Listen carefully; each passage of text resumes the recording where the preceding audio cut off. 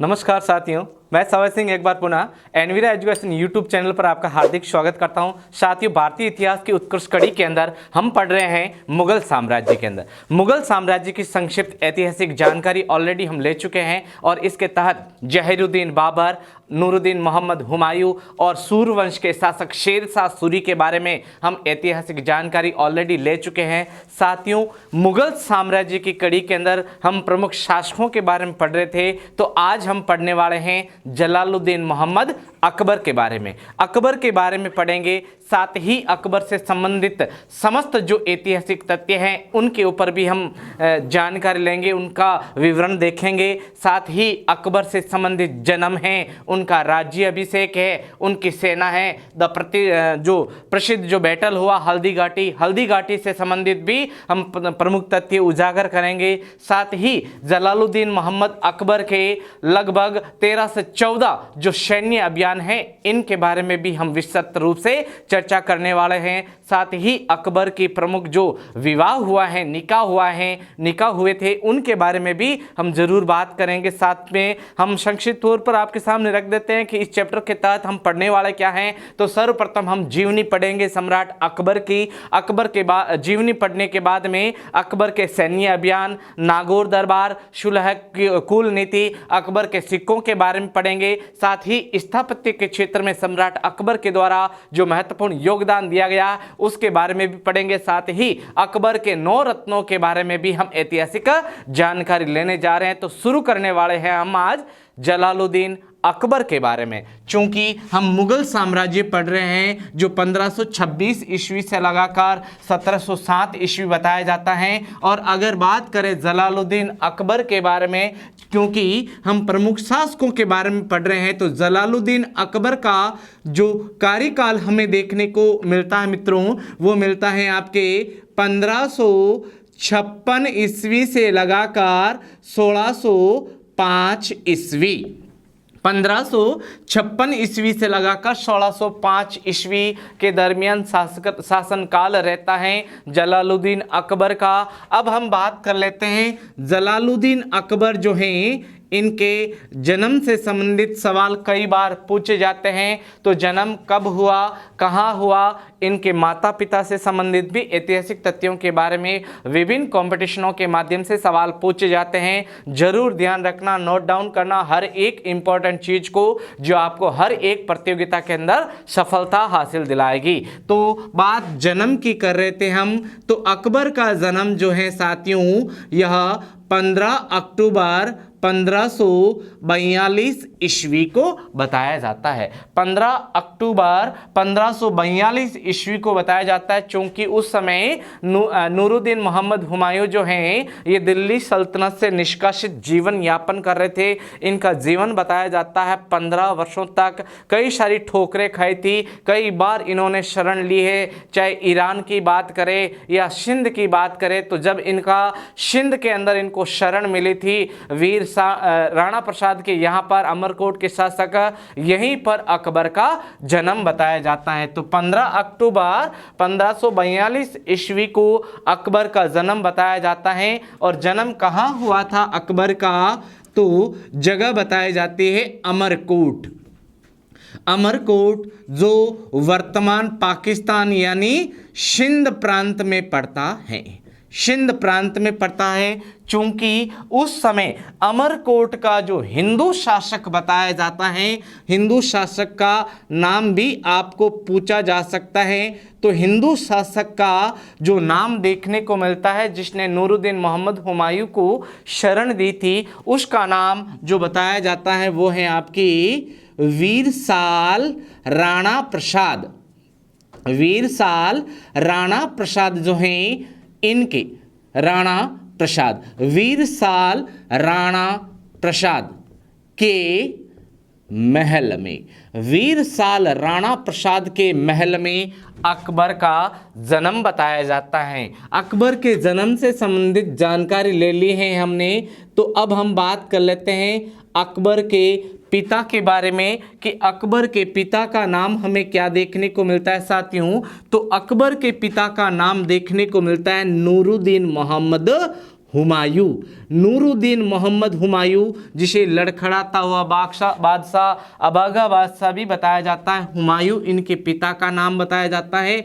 चूंकि अगर साथियों पूछ लिया जाए आपसे अकबर की माता का नाम, तो अकबर की जो माता का नाम देखने को मिलता है वो मिलता है आपके हमीदा बानो बेगम। हमीदा बानो बेगम जो हैं ये अकबर की माता का नाम देखने को मिलता है। और हमीदा बानो बेगम जो हैं यह कहाँ की राजकुमारी बताई जाती हैं, तो यह ईरानी राजकुमारी बताई जाती है, ईरान की राजकुमारी बताई जाती है हमीदा बानो बेगम। हमीदा बानो बेगम ईरान की राजकुमारी बताई जाती है। चूंकि हुमायूं जब निष्कासित जीवन यापन कर रहा था और शरण ली जाकर ईरान की, तो यहीं पर रहते हुए हमीदा बानो बेगम से निकाह किया हुमायूं के द्वारा। अब ये जो हमीदा बानो बेगम हैं, इन्हें उपाधि कौन सी दी गई है हमीदा बानो बेगम को, ये कई बार सवाल पूछा जाता है। हमीदा बानो बेगम को उपाधि जो दी जाती है यह है आपके मरियम हक्कानी। मरियम हक्कानी नाम करके हमीदा बानो बेगम को उपाधि से नवाजा गया था। साथियों, हम अकबर के बारे में पढ़ रहे हैं, तो अकबर की जो डिटेल हैं वह हमें बड़े पैमाने पर अकबर की जो डिटेल हैं यह किस ग्रंथ के अंदर पढ़ने को मिलती हैं, इसके बारे में भी थोड़ा सा संक्षिप्त ब्यौरा ले लेते हैं हम। तो ग्रंथ का नाम देखने को मिलता है, वैसे बहुत सारे ग्रंथों की डिटेल हमें पढ़ने को मिलती है, लेकिन स्पेशली अकबरनामा। अकबरनामा वो ग्रंथ हैं जिसमें हमें ये डिटेल पढ़ने को मिलती है। चूंकि अकबरनामा जो ग्रंथ हैं, इस ग्रंथ के दो रचनाकार हमें देखने को मिलते हैं। एक का नाम बताया जाता है फैजी और दूसरे का नाम बताया जाता है अबुल फजल। एक का नाम फैजी और दूसरे का नाम अबुल फजल के नाम से जाना जाता है। चूंकि अबुल फजल जो हैं ये मुगलिया सल्तनत में जलालुद्दीन अकबर के शासनकाल का प्रमुख साहित्यकार और 9 रत्नों में से एक, हालांकि ये दोनों बताए जाते हैं, इनके द्वारा अकबरनामा की रचना की गई थी। अब अकबरनामा जो है इसके 3 भाग हमें देखने को मिलते हैं। कितने भाग? 3 भाग देखने को मिलता है। और अकबरनामा का जो 3rd भाग देखने को मिलता है साथियों, इस 3rd भाग का जो नाम हमें देखने को मिलता है इसे आईने अकबरी के नाम से जाना जाता है। और इसमें हमें संपूर्ण ऐतिहासिक ब्यौरा पढ़ने को मिलता है जलालुद्दीन अकबर के बारे में। अब आईने अकबरी जो है ये किस भाषा के अंदर रचा गया ग्रंथ है, तो भाषा का नाम फारसी भाषा। कौन सी भाषा? फारसी भाषा बताई जाती हैं। और आईने अकबरी जो है यह 5 जिल्दों में बंटा हुआ था। जिल्द का अर्थ होता है साथियों भाग। आईने अकबरी 5 जिल्द में बटा हुआ बताया जाता है, जिसमें शिपे आबादी है, मंजिल है, सूबा स्तर है, प्रांत स्तर, इनके प्रमुख भाग हमें देखने को मिलते हैं। और इनकी रचना जो है ये अबुल फजल के द्वारा की गई थी। अबुल फजल जो है यह अकबर के 9 रत्नों में से एक हमें देखने को मिलता है। वैसे 9 रत्नों की बात करें तो मान सिंह है, मिर्जा राजा मान सिंह है, टोडरमल है, भगवंत दास है, इसके अलावा फैजी है, अबुल फजल है, मुल्ला दो प्याजा है, तानशैन है, इसके अलावा हकीम हुमाम है आदि प्रमुख रूप से इनके 9 रत्न बताए जाते हैं। 9 रत्न की जो संपूर्ण डिटेल है वो सविस्तार रूप में हम जरूर पढ़ेंगे। तो आगे बढ़ते हैं, बात कर लेते हैं सम्राट अकबर जो हैं इनके राज्य अभिषेक की। सम्राट अकबर जो हैं इनका राज्य अभिषेक कब हुआ था, किनकी देखरेख में इनका राज्य अभिषेक हमें देखने को मिलता है, ये जानकारी बहुत ही इम्पोर्टेंट जानकारी है। और इनका राज्य अभिषेक जो है ये कितने वर्ष की आयु के अंदर बताया जाता है, तो यह भी सवाल कई बार पूछा गया था। तो जलालुद्दीन अकबर का राज्य अभिषेक 13 वर्ष की आयु के अंदर हमें देखने को मिलता है। 13 वर्ष की आयु के अंदर इनका राज्य अभिषेक। अगर समय की बात करें तो 14 फरवरी 1356 ईस्वी को इनका राज्य अभिषेक बताया जाता है। अब राज्य अभिषेक जो है ये कहाँ पर हुआ, तो जगह का नाम हमें देखने को मिलता है मच्छीवाड़ा। मच्छीवाड़ा जो है ये कहाँ पर पड़ता है, कल्लानौर नामक जगह जो है इसके निकट में पड़ता है मच्छीवाड़ा। और मच्छीवाड़ा के कल्लानौर में राज्य अभिषेक देखने को मिलता है जलालुद्दीन मोहम्मद अकबर का। और ये जो राज्य अभिषेक हुआ साथियों, ये ईंटों के सिंहासन पर हुआ है। ईंटों के सिंहासन पर अकबर का राज्य अभिषेक हुआ था। और ये राज्य अभिषेक जो है यह किन की देख रेख में हुआ था, ये सवाल भी पूछा जा सकता है आपसे। तो अकबर का जो राज्य अभिषेक है साथियों, यह हुआ था बैराम खां के अध्यक्षता में। बैराम खां के संरक्षण में अकबर का राज्य अभिषेक देखने को मिलता। चूंकि बैराम खां जो है यह नूरुद्दीन मोहम्मद हुमायूं का जो है बहुत ही विश्वास पात्र एक सेना अध्यक्ष देखने को मिलता है, जो उसके हर एक बुरे वक्त के अंदर काम आता है। तो बैराम खां के संरक्षक में इनका राज्य अभिषेक हमें देखने को मिलता है। चूंकि राज्य अभिषेक के समय जो अकबर हैं, अकबर की जो आयु हमने देखी है मात्र 13 वर्ष। कितने वर्ष? 13 वर्ष की आयु बताई जाती है।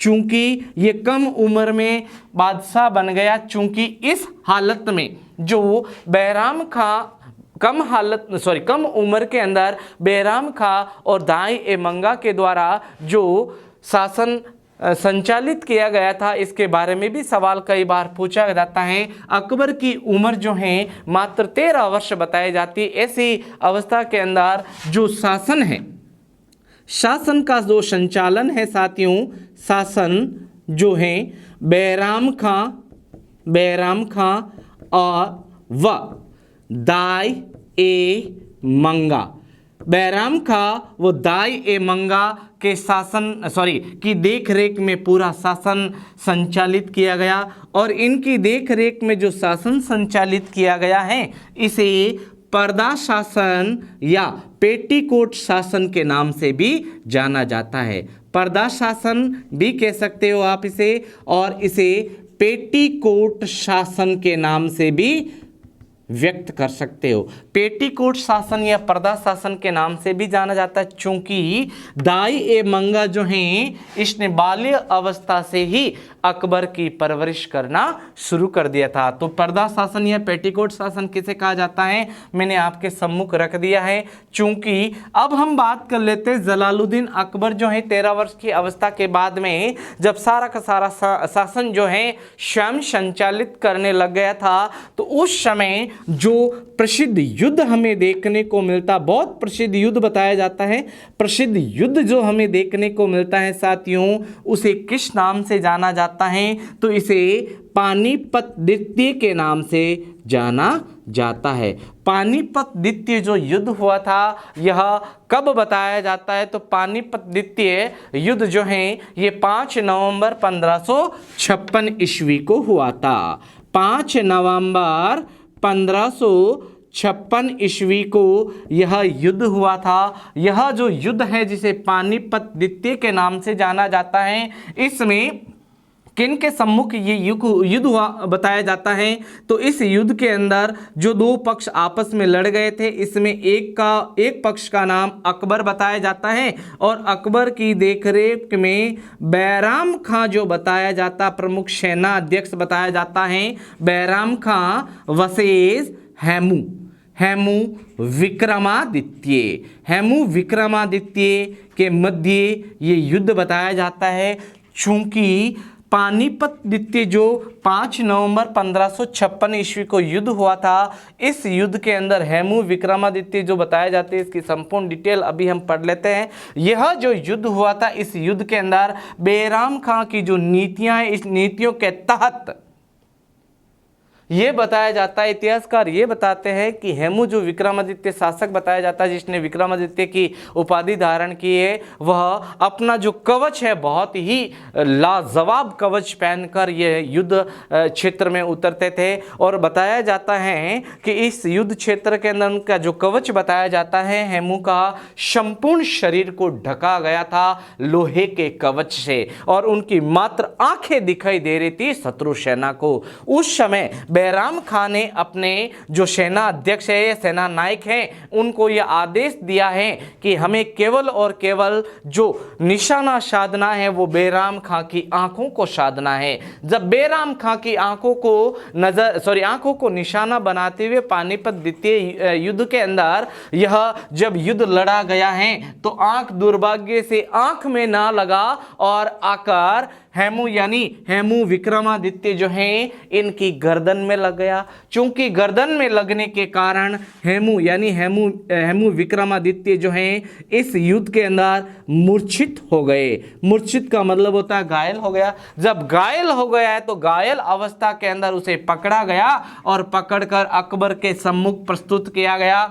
बैराम खां के द्वारा जलालुद्दीन अकबर को एक तलवार दी गई और तलवार देकर हेमू विक्रमादित्य जो मूर्छित अवस्था के अंदर पड़ा था उसका वध करने को कहा गया। ऐसी कंडीशन के अंदर इतिहासकार बताते हैं कि अकबर के द्वारा हेमू का वध करने से मना कर दिया। रीजन ये बताया जाता, अकबर कहता है कि मैं किसी भी घायल या मूर्छित व्यक्ति का वध नहीं करूंगा, चाहे वो कितना भी बड़ा मेरा शत्रु क्यों ना हो। ऐसी अवस्था के अंदर जो हैं बैराम खां के द्वारा मूर्छित हेमू विक्रमादित्य जो हैं इनका सर धड़ से अलग कर दिया गया और हेमू को मौत के घाट उतार दिया गया। साथ ही अगर इस युद्ध के परिणाम की बात करें साथियों, तो परिणाम निकला कि अकबर जो हैं इस युद्ध के अंदर क्या कर गया, विजय हासिल कर गया। साथियों, इस युद्ध के तहत अकबर ने अपना संपूर्ण जो शासन संचालन का कार्य है वो अपने हाथ में ले लिया। कई सारे इतिहासकार बताते हैं कि बैराम खां जो हैं इनका मुगलिया सल्तनत के ऊपर ज़्यादा प्रभाव को देखते हुए अकबर के किसी ने कान भर दिए हैं कि एक दिन तुझे पद से च्युत करके, पद से हटाकर संपूर्ण जो शासन है ये हत्या लेगा। ऐसी कंडीशन के अंदर अकबर जो हैं इस युद्ध के पश्चात जो बैराम खां बताया जाता है, बैराम खां जो हैं इसे मक्का मदीना की यात्रा पर भेज देता है और अपने षड्यंत्र के तहत ही बैराम खां की क्या करवा दी जाती हैं, हत्या करवा दी जाती हैं। अब बैराम खां की जो हत्या करवा दी जाती हैं ये अगर बैराम खां का अगर दिल्ली सल्तनत के अंदर अगर अपना प्रभावशाली जो शासन काल जो देखने को मिलता जिसके अंदर इन्होंने पर्दा शासन को संचालित किया था, ये 1556 से लगाकर 1560 ईस्वी तक बताया जाता है। और अगर इनके मृत्यु से संबंधित जिक्र अगर पूछ लिया जाए साथियों बैराम खां से संबंधित, तो मृत्यु जो बताई जाती है यह मक्का यात्रा के ऊपर भेजा गया था बैराम खां को। और गुजरात के निकट कहाँ बताया जाता है, गुजरात के निकट एक जगह का नाम हमें देखने को मिलता है साथियों, जिसका नाम पाटन बताया जाता है। पाटन में बैराम खां की क्या हो जाती है, बैराम खां की हत्या। पाटन में बैराम खां की हत्या बताई जाती है और एक सोचा समझा षड्यंत्र बताया जाता है जलालुद्दीन अकबर का। अब बैराम खां जो हैं इन्हें मौत के घाट उतार दिया। साथियों, साथ ही बैराम खां जो हैं इनकी 2 पत्नियां बताई जाती। पहली पत्नी की मृत्यु हो जाती है और पहली पत्नी जो हैं इनसे उत्पन्न पुत्र का नाम देखने को मिलता है अब्दुल रहीम खाने खाना इनकी उपाधि बताई जाती है जो सम्राट अकबर के द्वारा दी गई थी। और अब्दुल रहीम खाना जो हैं ये अकबर के 9 रत्नों में से एक बताया जाता है। और अकबर की जो दूसरी पत्नी है, बैराम खां की जो दूसरी पत्नी है जिसका नाम बताया जाता है सलीमा बेगम। अब सलीमा बेगम जो हैं इससे अकबर ने निकाह कर लिया और अपनी रानी बना लिया है। चूंकि हमने अकबर के बारे में पढ़ना शुरू किया, पूरा पूरा शासन संचालन अपने हाथ में ले लिया, तो यहाँ पर एक तथ्य और निकल कर सामने आता है अकबर की राजधानियों का। किसका? अकबर की राजधानियों का। तो अकबर की राजधानी जब दिल्ली राजगद्दी को हासिल कर लिया है अकबर ने, तो दिल्ली जो है इसकी राजधानी के रूप में देखने को मिलता है आगरा। क्या देखने को मिलता? अपनी राजधानी बनाया आगरा को, और आगरा के बाद में कुछ समय के लिए लाहौर को भी अपनी राजधानी बनाया था जलालुद्दीन अकबर के द्वारा। साथियों, पानीपत प्रथम युद्ध के अंदर हमने हेमू के बारे में पढ़ा था, तो यहाँ पर हम हेमू विक्रमादित्य के बारे में संक्षिप्त ऐतिहासिक जानकारी ले लेते हैं। वो किसका सेना अध्यक्ष था, वो शुरुआत में क्या कार्य करता था, कितने युद्ध लड़े थे, उसकी उपाधि कौन कौन सी बताई जाती है, इसके बारे में भी हम जानकारी ले लेते हैं। जो संपूर्ण चैप्टर आपके सामने है, इसे आप स्क्रीनशॉट के माध्यम से कैप्चर कर सकते हैं और अपने जो नोट्स हैं बढ़िया से समझो सकते हैं। तो आगे बढ़ते हैं, हम डिटेल पढ़ लेते हैं हेमू के बारे में। हेमू जो बताया जाता है, हेमू विक्रमादित्य हिंदू शासकों के द्वारा जो अपना नाम जो है इसे इतिहास के पन्नों के अंदर अमर करने के लिए जो उपाधि धारण की जाती थी उसे विक्रमादित्य के नाम से जाना जाता। तो संपूर्ण इसका नाम हम लिख लेते हैं हेमू विक्रमादित्य। अब हेमू विक्रमादित्य जो है यह क्या बताया जाता है, तो शुरुआत के अंदर मात्र एक नमक विक्रेता बताया जाता है, और इतिहासकार बताते हैं कि जब वो नमक बेचता था तो लोगों के नमक लेने की खरीदारी करने के लिए लंबी लंबी लाइनें हुआ करती थी, और नमक बेचने में उसकी उत्कृष्टता जो देखने लायक थी वो देखते ही बनती थी। ऐसी कंडीशन के अंदर एक शासक बताया जाता है आपके बिहार का। बिहार का जो शासक देखने को मिलता है अफगानी, हालांकि अफगानों का जो ज़्यादा जमावड़ा देखने को मिलता है बिहार क्षेत्र में ही देखने को मिलता है। अफगानी एक सेना अध्यक्ष अफगान का एक सामंत हमें देखने को मिलता है। सामंत का जो नाम सामने आता है साथियों, उसे आदिल शाह के नाम से जाना जाता है। सामंत मोहम्मद आदिल शाह, सामंत जो बताया जाता है मोहम्मद आदिल शाह जो हैं, इसके द्वारा इसे नमक विक्रेता के रूप में देखते हुए इसे बुलाकर अपने दरबार के अंदर एक उच्च पद दिया गया, और उच्च पद देते हुए आदिल शाह के द्वारा इसे सेना अध्यक्ष बना दिया गया। सेना अध्यक्ष का पद दे दिया गया। किसके द्वारा? आदिल शाह के द्वारा। किसको दिया गया है? हेमू विक्रमादित्य को। अब सेना अध्यक्ष के पद पर रहते हुए हेमू विक्रमादित्य ने अपनी जीवनी के अंदर जो युद्ध लड़े हैं, टोटल यानी कुल युद्ध लड़े थे 24 युद्ध। अब 24 युद्ध जो हैं, इनमें से 23 युद्धों में विजय, 23 युद्धों के अंदर इन्होंने विजय हासिल की थी, और अकेला एकमात्र जो युद्ध पानीपत द्वितीय जो है, इस युद्ध के अंदर ही मूर्छित अवस्था के अंदर घायल हुआ, और बैराम खां के द्वारा इसका गला काटकर इसकी हत्या कर दी गई थी। और अगर बात करें हेमू विक्रमादित्य की उपाधि की, तो हेमू विक्रमादित्य जो हैं, इनकी उपाधि देखने को मिलती है साथियों विक्रमादित्य की। क्या देखने को मिलती है? विक्रमादित्य इनकी उपाधि देखने को मिलती है। भारतीय इतिहास के अंदर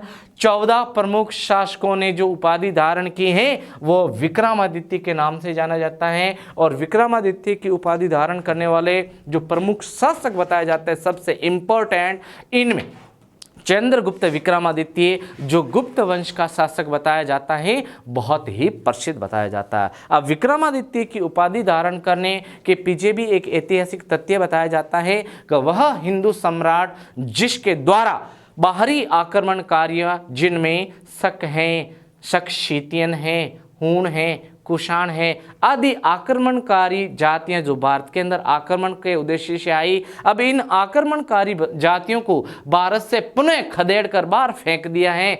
ऐसी उपलब्धि के अंदर हिंदू राजाओं के द्वारा जो उपाधि धारण की जाती थी, इसे विक्रमादित्य के नाम से जाना जाता है। तो हेमू विक्रमादित्य के बारे में हमने संपूर्ण ऐतिहासिक जानकारी पढ़ ली। साथ ही नोट करने लायक एक बात बताई जाती है, एकमात्र हिंदू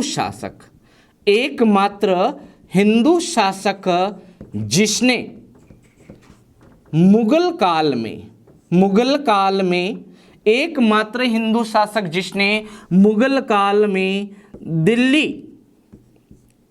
पर शासन किया। दिल्ली पर क्या किया साथियों? शासन किया।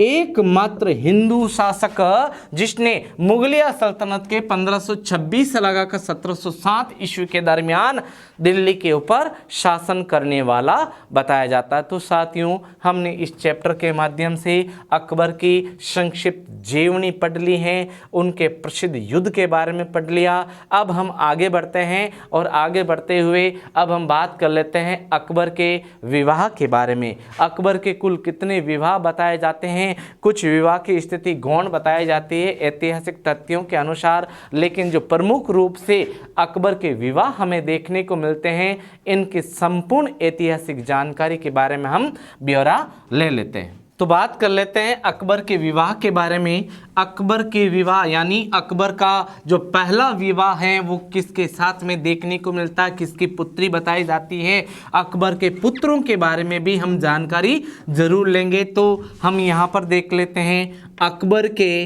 विवाह।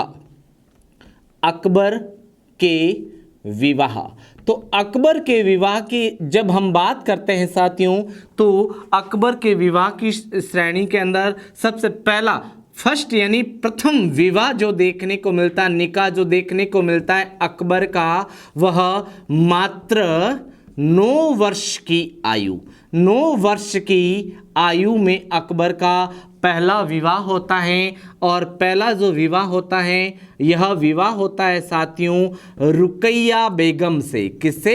रुकैया बेगम, जो किसकी पुत्री बताई जाती है? हिंदाल की पुत्री बताई जाती है, हिंदाल की पुत्री। अब यहाँ पर हिंदाल कौन बताया जा रहा, तो जरूर ध्यान रखना कि नूरुद्दीन मोहम्मद हुमायूं के जो भाई बताए जाते हैं, इनमें सबसे छोटा भाई बताया जाता है हिंदाल। और हिंदाल जो अकबर का चाचा, हिंदाल की पुत्री बताई जाती हैं रुकैया बेगम। और रुकैया बेगम से मात्र 9 वर्ष की अवस्था में जलालुद्दीन अकबर का पहला निकाह बताया जाता है। अब कई इतिहासकार ये बताते हैं कि रुकैया बेगम के कोई संतान नहीं बताई जाती हैं। कई सारे इतिहासकार ये बताते हैं कि रुकैया बेगम जो हैं, इनकी कोख से 2 पुत्रों ने जन्म लिया। कितने पुत्रों ने? 2 पुत्र बताए जाते हैं। एक का नाम बताया जाता है दानियाल और दूसरे का जो नाम देखने को मिलता है साथियों, वो बताया जाता है मुराद। तो एक पुत्र का नाम दानियाल और दूसरे पुत्र का नाम बताया जाता है मुराद। साथियों, बात कर लेते हैं द्वितीय विवाह के बारे में। अकबर का जो दूसरा विवाह बताया जाता है, निकाह बताया जाता है, वह किसके साथ में बताया जाता है? तो साथियों, दूसरी जो पत्नी के तौर पर नाम देखने को मिलता है सम्राट अकबर का, वह सलीमा बेगम के नाम से जाना जाता है। अब सलीमा बेगम जो है, यह किसकी पत्नी बताई जाती है?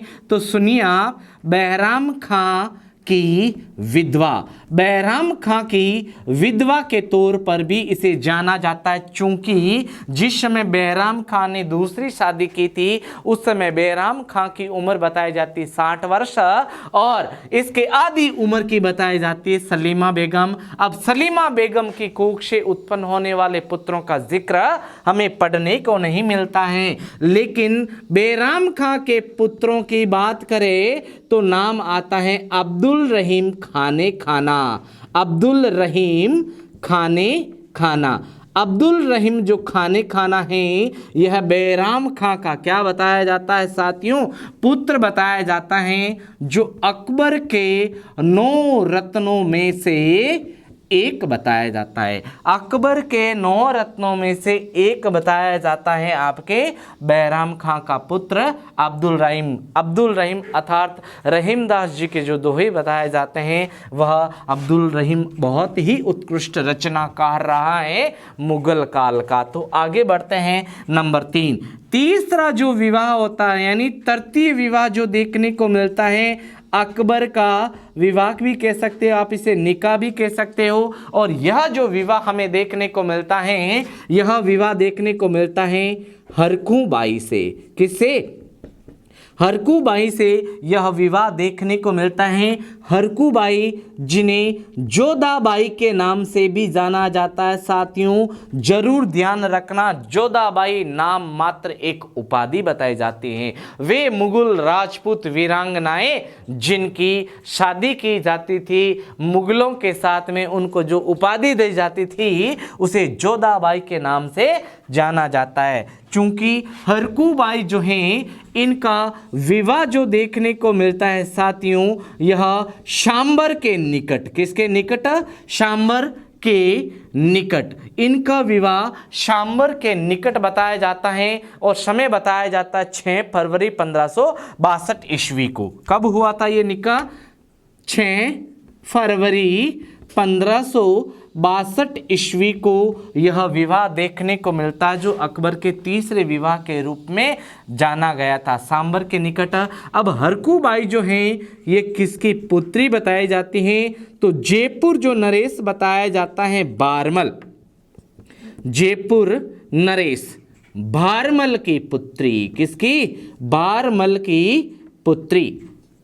जयपुर नरेश बारमल की पुत्री बताई जाती हैं आपके हरकू बाई। हरकू बाई बारमल नरेश की पुत्री बताई जाती है, चूंकि कच्छावा शासक बारमल ने 1562 ईस्वी के अंदर अकबर की अधीनता स्वीकार कर ली और सांबर के निकट अपनी पुत्री हरकू बाई का विवाह अकबर से करवा दिया था। अब हरकू बाई जो हैं, इनकी पूजा पद्धति के बारे में बात करें तो साथियों यह कृष्ण भक्त बताई जाती है, चूंकि जलालुद्दीन अकबर ने इनकी कृष्ण भक्ति के अंदर कभी भी रोड़ा उत्पन्न नहीं किया था। बात करें अगर साथियों पुत्र की, तो हरकू बाई की कोख से जन्म लेने वाला जो पुत्र बताया जाता है, इसे सलीम के नाम से जाना जाता है और इतिहास के अंदर इन्हें जहांगीर के नाम से जाना जाता है। सलीम उर्फ सेखू बाबा के नाम से भी इन्हें जाना जाता है, चूंकि जब अकबर के दो पुत्र जो दानियाल और मुराद बताए जाते हैं और इनकी जो मृत्यु है अल्प आयु में हो गई थी। अल्प आयु यानी 13 से 14 वर्ष की अवस्था में इनकी क्या हो जाती है साथियों? मृत्यु हो जाती है। कारण क्या बताया जाता है? शराब का अत्यधिक सेवन करना। अब शराब के अत्यधिक सेवन करने के कारण दानियाल और मुराद जो अकबर के पुत्र बताए जाते हैं, इनकी जब मृत्यु हो जाती है तो अकबर पुत्र विहीन हो जाता है और दर दर की ठोकरें खाता फिरता है। शेख बाबाओं के, पीरों के यहाँ पर मज़ारों पर माथा टेकने जाता है और इस कंडीशन के अंदर एक ऐतिहासिक जानकारी निकल कर सामने आती है साथियों कि पुत्र रतन की प्राप्ति के लिए जलालुद्दीन अकबर जो हैं, यह ख्वाजा मोइनुद्दीन चिश्ती की दरगाह पर 14 बार आया था। कितनी बार? 14 बार आया था। निजामुद्दीन औलिया की दरगाह पर भी गया, लेकिन इनको पुत्र रतन की प्राप्ति जो बताई जाती है वो बताई जाती है शेख सलीम चिश्ती के आशीर्वाद से। सलीम का जो जन्म बताया जाता है साथियों, यह शेख सलीम चिश्ती, शेख सलीम चिश्ती, जो चिश्ती संप्रदाय या सिलसिले के प्रमुख पीर बताए जाते हैं, संत बताए जाते हैं। शेख सलीम चिश्ती की कुटिया, शेख सलीम चिश्ती की कुटिया जो आपके फतेहपुर सीकरी में पड़ती है, इसी कुटिया के अंदर जन्म बताया जाता है सलीम का। अब सलीम जो है यह अपनी माता का नाम हरकू बाई जिसे जोधाबाई के नाम से भी जाना जाता है, यह अपनी माता को मरियम उजमानी के नाम से पुकारता था। क्या नाम? मरियम उजमानी कहकर अपनी माता को संबोधित कौन करता था? सलीम करता था। चूंकि पहले दो पुत्रों का पुत्रों की मृत्यु हो चुकी है सम्राट अकबर के। अब सम्राट अकबर जो हैं अपने पुत्र को गलत रास्ते पर जाने से रोक रहे हैं, और ऐसी कंडीशन में जब सलीम 4 से 5 वर्ष का था तो उसे सैन्य शिविर में डाल दिया गया है, सैनिकों के बीच में रहने और सैन्य पद्धति जो है, सैन्य जो है सेना के विभाग के अंदर सेना के जितने भी हथियार हैं उनको संचालन करना, सैन्य पद्धति या फिर सैन्य प्रकरण को सीखना आदि करने के लिए अपने से दूर रखा जाता है शेखो बाबा को। तो साथियों, हमने अकबर के 3 प्रमुख विवाह जिसके अंदर रुकैया बेगम, सलीमा बेगम और हरकू बाई के विवाह के बारे में भी हमने जानकारी ले ली थी। सांबर के निकट बताया जाता है हरकू बाई और जलालुद्दीन अकबर का विवाह। साथियों, मैं बता देता हूं कि जब अकबर जो हैं यह अजमेर ज़ियारत करने के लिए आया था तो अजमेर से निकलते हुए जब यह सांबर पहुंचा है तो सांबर के निकट मुगल सेना को आते देख बारमल भयभीत हो गए और सामने सांबर में जाकर अकबर की अधीनता स्वीकार कर ली और अपनी पुत्री का निकाह करवा लिया था साथियों। और उसके बाद अकबर का जो जयपुर राजघराने के साथ में विवाह हो जाता है, उसके बाद में इसने राजपूत और मुगलों के बीच में जो वैवाहिक संबंध है इस नीति को महत्व दिया था। तो साथियों, हमने अकबर के 3 प्रमुख विवाह के बारे में संपूर्ण डिटेल पढ़ ली हैं। अब हम बात कर लेते हैं सम्राट अकबर जो हैं इनके सैन्य अभियान, और साथ में हम बात कर लेते हैं सम्राट अकबर के नागौर दरबार के बारे में। चूंकि राजपुताना को जीतने के लिए, राजपूतों को जीतने के लिए सम्राट अकबर जो हैं इन्होंने 1570 ईस्वी के अंदर नागौर स्थित एक दरबार लगाने का सोचा और ये ढिंडोरा पिटवाया कि अगर कोई भी राजपूत शासक मुझसे युद्ध करना चाहता है तो वो मुझे युद्ध क्षेत्र में मिले, और अगर मुझसे संधि करना चाहता है तो वो मुझे नागौर दरबार में मिले। सही, कई बार सवाल पूछे जाते हैं कि नागौर दरबार में सर्वप्रथम उपस्थित रहकर किसके द्वारा अकबर की अधीनता स्वीकार की गई थी, और वे कौन कौन से शासक बताए जाते हैं जो अकबर की अधीनता स्वीकार करने के लिए नहीं आए थे, इनके बारे में भी हम जानकारी पढ़ लेते हैं। तो बात कर लेते हैं अकबर के नागौर दरबार के बारे में। तो अकबर का नागौर दरबार कब लगवाया गया था? अकबर के नागौर दरबार के तहत कौन सा कार्य हमें देखने को मिलता अकबर के द्वारा राजपूतों की दृष्टि में महान बनने के लिए? तो बात कर लेते हैं अकबर के नागौर दरबार के बारे में। नागौर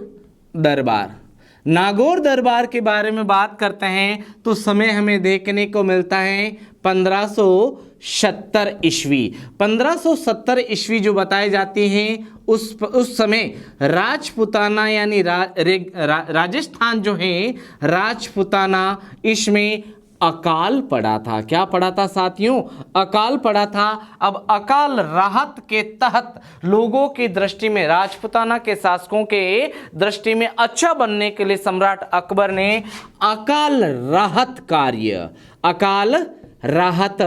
कार्य के तहत एक तालाब का निर्माण करवाया जिसे शुक्र तालाब के नाम से जाना जाता है। किसके नाम से साथियों? शुक्र तालाब के नाम से जाना जाता है। लोगों को मजदूरी मिली है, रोजगार मिला है। शुक्र तालाब का जब निर्माण शुरू हुआ साथियों, कई बार तालाबों के बारे में भी हमें डिटेल पढ़ने को मिलती है, जैसे शुक्र तालाब का पूछा गया।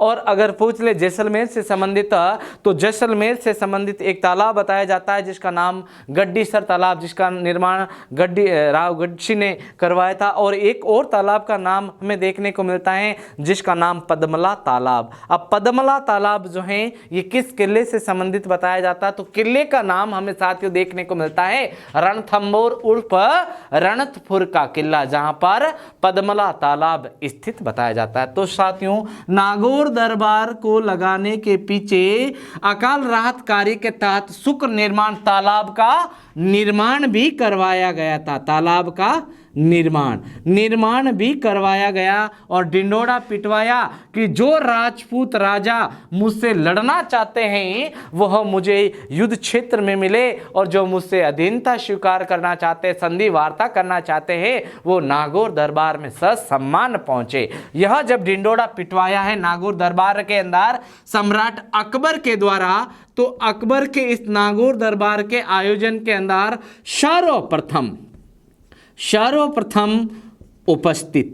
सर्वप्रथम जो है यह उपस्थिति दर्ज करवाने वाला जो शासक बताया जाता है, शासक का नाम भी कई बार पूछा गया और शासक का नाम बताया जाता है कल्याणमल। क्या नाम बताया जाता है? कल्याणमल नाम बताया जाता है। कल्याणमल व रायसिंह, कल्याणमल व रायसिंह शासक बताए जाते हैं जो सर्वप्रथम नागौर दरबार में उपस्थित होकर जलालुद्दीन अकबर की अधीनता स्वीकार कर ली। और ये किस घराने से संबंधित बताए जाते हैं? तो बीकानेर के राठौड़ वंशीय बताए जाते हैं आपके कल्याणमल और पुत्र रायसिंह। जब बीकानेर के किले की बात करें साथियों, तो बीकानेर किले के अंदर प्रशस्ति बहुत प्रसिद्ध देखने को मिलती है, जिसे रायसिंह प्रशस्ति के नाम से जाना जाता है, जो किले की एक दीवार के ऊपर उत्कीर्ण करवाई गई है रायसिंह के द्वारा। तो कल्याणमल जो बताए जाते हैं साथियों, कल्याणमल के पिता का नाम बताया जाता है रावजेत सिंह।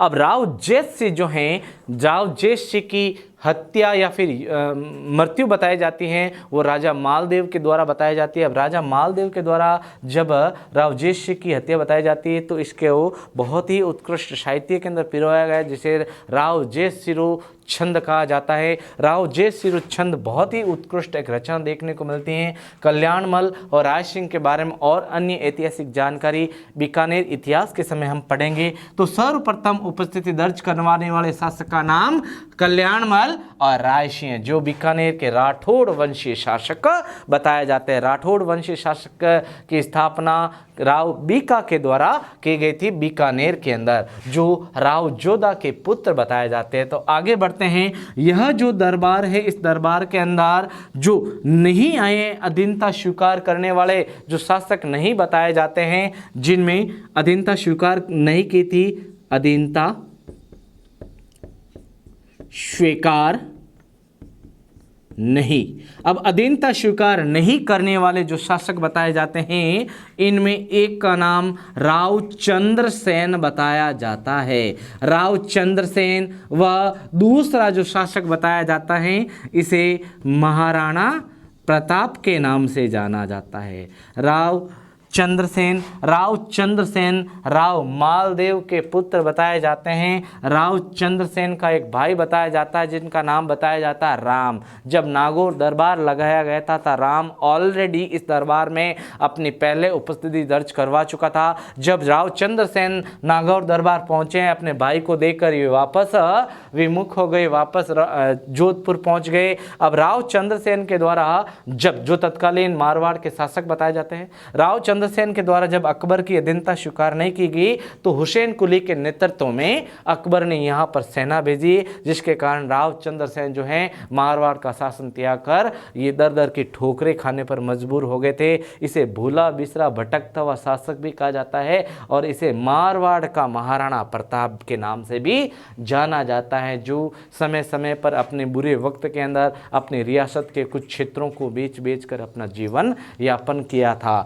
तो रावचंद्रसेन और महाराणा प्रताप वो बहुत ही दो वीर पुरुष बताए जाते हैं जिन्होंने मुगलों से अधीनता स्वीकार नहीं की थी। नागौर दरबार के बारे में सविस्तार जानकारी मैंने आपके सामने रख दी है साथियों। आगे बढ़ते हैं, हम सम्राट अकबर के बारे में पढ़ रहे हैं, तो अब हम जान लेते हैं सम्राट अकबर की साम्राज्य विस्तार नीतियाँ कौन कौन सी रही हैं और नीतियों के तहत किन किन कार्यों को तवज्जो दी गई थी, इसके बारे में हम बात कर लेते हैं। तो सम्राट अकबर की एक बहुत ही प्रसिद्ध नीति हमें पढ़ने को मिलती है, जिसे सुलह ए कुल नीति के नाम से जाना जाता है। तो अकबर की नीतियाँ या अकबर की धार्मिक नीति, अकबर की धार्मिक नीति। अकबर यन केन प्रकारेण के द्वारा राजपूताना या संपूर्ण भारत को जीतना चाहता था और इसके तहत उसे राजपूताना जीतना बहुत ही इम्पोर्टेंट लगा। अब राजपूताना जीतने के लिए हिंदुओं के साथ में सांठगांठ करना बहुत ही जरूरी बताए जाते हैं, उनके साथ में अच्छे रिलेशनशिप बनाने बहुत ही जरूरी बताए जाते हैं। और इनकी जो ये नीति बताई जाती हैं इसे सुलह ए कुल नीति के नाम से जाना जाता है। सुलह एक कुल नीति जो है इसे धार्मिक नीति के नाम से जाना जाता। अकबर ने निश्चय किया कि अपने बीच में जो राजपूतों के साथ में वैराग्य है उसे खत्म किया जाए, शत्रुता जो है इसे खत्म किया जाए, सर्वधर्म समभाव को ज़्यादा बढ़ावा दिया जाए, हर एक का धर्म जो है उसे मान्यता दी जाए, सर्वधर्म समभाव ना कि जो नीति अपनाई जाए, हिंदुओं के साथ में भी मुसलमानों के जैसा व्यवहार किया जाए, उन्हें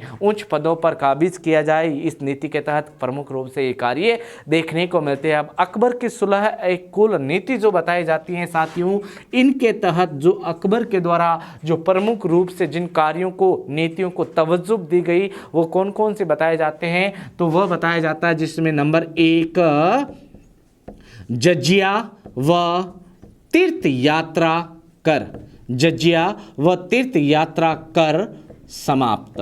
अकबर के द्वारा सुलह एक कुल नीति के तहत जजिया जो कर लिया जाता था, हिंदुओं से 1/3 लिया जाता था, मुसलमानों से ज़कात 1/6 ली जाती थी, तो जजिया कर जो है इसे समाप्त कर दिया। ये धार्मिक कर था, ध्यान रहे। और हिंदुओं के द्वारा अपने स्टेट को लांघकर अन्य अदरवाइज दूसरे स्टेट के अंदर तीर्थ यात्रा पर जो जाया करते थे धर्म से संबंधित, उनके ऊपर भी बड़े पैमाने पर कर चुकाना पड़ता था। तो जजिया और तीर्थ यात्रा कर को अकबर ने क्या कर दिया था, सुलह एक कुल नीति के तहत समाप्त कर दिया। दूसरी जो नीति बताई जाती है सुलह कुल नीति के तहत जो कार्य किया गया था सम्राट अकबर के द्वारा, वह बताया जाता है आपके हिंदुओं को उच्च पदों पर नियुक्ति देना। दरबार में हिंदुओं को उच्च पदों पर नियुक्ति, दरबार में हिंदुओं को उच्च पदों पर नियुक्ति देना भी एक अहम कार्य बताया जाता है जलालुद्दीन अकबर का। और एग्जाम्पल के तौर पर मैं बता देता हूं आपको, जैसे महेश दास जो एक हिंदू थे, बाद में इन्होंने धर्म परिवर्तन करके बीरबल इनका नाम रखा गया, इनको भी एक उत्कृष्ट दशा के अंदर एक पद पर रखा गया था दरबार के अंदर। अगर बात करें मुगल दरबार की, और मुगल दरबार के अंदर मिर्जा राजा मानसिंह जो सबसे ज़्यादा मनसबदारी बताए जाते हैं, जो जात और सवार के मालिक बताए जाते हैं, वह भी दरबार की शोभा बताए जाते हैं। नंबर 3, तीसरा जो कार्य या फिर जिसको तवज्जो दी गई है सम्राट अकबर के द्वारा, धार्मिक स्वतंत्रता। अकबर के शासनकाल के अंदर धार्मिक स्वतंत्रता एक बहुत ही बड़ा पहलू देखने को मिलता है। इसमें सर्वधर्म समभाव की नीति, सर्वधर्म समभाव की नीति का अनावरण किया गया था। साथ ही हर एक धर्म को स्वतंत्रता दी गई और धर्म परिवर्तन पर रोक लगाई गई। क्या लगाई गई? धर्म परिवर्तन पर रोक।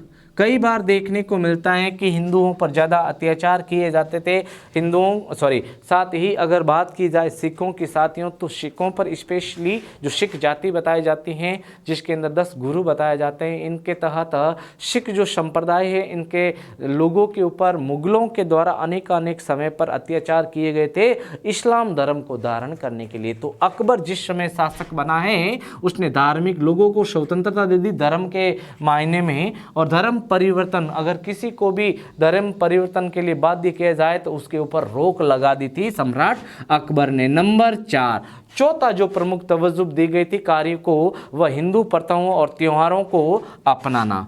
हिंदू प्रथाओं व त्योहारों को अपनाना, हिंदू प्रथाओं और त्योहारों को भी अपनाना इस सुलह कुल नीति का एक अंग बताया जाता है। अंतिम अंतिम जो जिस कार्य को तवज्जुह दी गई है सुलह कुल नीति के तहत वह है इबादत खाना। इबादत खाना। अब इबादत खाने की स्थापना की है सम्राट अकबर के द्वारा। इसे धर्म संसद के नाम से भी जाना जाता है। सार्वधर्म संसद के नाम से भी जाना जाता है। हर एक व्यक्ति को धर्म के मामले में अगर कुछ परेशानी है तो वो इसका हिस्सा बन सकता है, इसमें भाग ले सकता है और अपनी परेशानी को दूर करवा सकता है। तो साथियों, हमने अकबर की जो धार्मिक नीति जिसे सुलह एक कुल नीति के नाम से जाना जाता है यह भी बड़े पैमाने के साथ में पढ़ ली। और इसके अलावा एक और नीति देखने को मिलती है, वो है आपके राजपूत मुगल वैवाहिक नीति। राजपूत मुगल वैवाहिक नीति का भी अनुसरण किया गया है साथियों अकबर के द्वारा। और जीवंत उदाहरण देखने को मिलता है भारमल की पुत्री हरकुबाई के साथ में विवाह, भगवंत दास की पुत्री मानबाई का सलीम के साथ में विवाह, मोटा राजा उदय सिंह की पुत्री मन्नूबाई का विवाह जो है सलीम के साथ में। ये बहुत सारे उदाहरण हमें देखने को मिलते हैं जो राजपूत मुगल वैवाहिक नीति के उदाहरण देखने को मिलते हैं। तो साथियों आगे बढ़ते हैं और बात कर लेते हैं अकबर जब शासक बना तो शासक बनने के बाद में अकबर के द्वारा जो एक नया धर्म चलाया गया उसके बारे में हम सविस्तार जानकारी ले लेते हैं। अकबर के द्वारा जो नवीन धर्म का पदार्पण किया गया है उसे किस नाम से जाना जाता था, धर्म का धार्मिक उच्चारण क्या देखने को मिलता है, इसके बारे में भी हमें डिटेल पढ़ने को मिलती है। तो साथियों अकबर के द्वारा जो नवीन धर्म बनाया गया है, नवीन धर्म का स्थापना की गई है अकबर के द्वारा। इसे दीन ए इलाही के नाम से जाना जाता है। दीन ए इलाही के नाम से इसे जाना जाता है। अकबर का जो नवीन धर्म हमें देखने को मिलता है जिसे दीन ए इलाही के नाम से जाना जाता है। और इसके अलावा दीन ए इलाही जो धर्म है इसे और किस नाम से जाना जाता है इसके बारे में भी हम बात कर लेते हैं। इस धर्म को साथियों तौहीद ए इलाही के नाम से भी जाना जाता है। तौहीद ए इलाही के नाम से जाना जाता है। इस धर्म को हर एक व्यक्ति के लिए धर्म अवेलेबल बताया जाता है जिसे दीन ए इलाही के नाम से जाना जाता है। और इस धर्म का साथियों अगर धार्मिक उच्चारण देखने को मिले साथियों पूछा भी जा सकता है तो उच्चारण बताया जाता है अल्लाहु अकबर या अल्लाहो अकबर। अल्लाह अकबर इस धर्म का धार्मिक उच्चारण भी हमें देखने को मिलता है साथियों।